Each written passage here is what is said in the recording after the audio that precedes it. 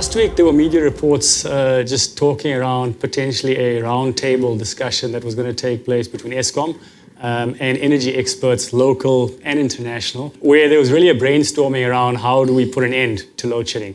Can you share with us any update on that brainstorming session? So that session was hosted by the chairman of the board as well as Andre de Ruyter, the GCE, and we did have this session last week at our college in Midrand. The key message that came out of last week was we need to stop load shedding fast.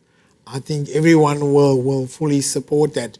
And the question is, what are the steps that need to happen, etc., to allow not only Eskom, but also the IPPs to accelerate connectivity going forward. So very good, honest discussion, looking in the mirror ourselves as Eskom as well. And I think it's also great to have that independent view.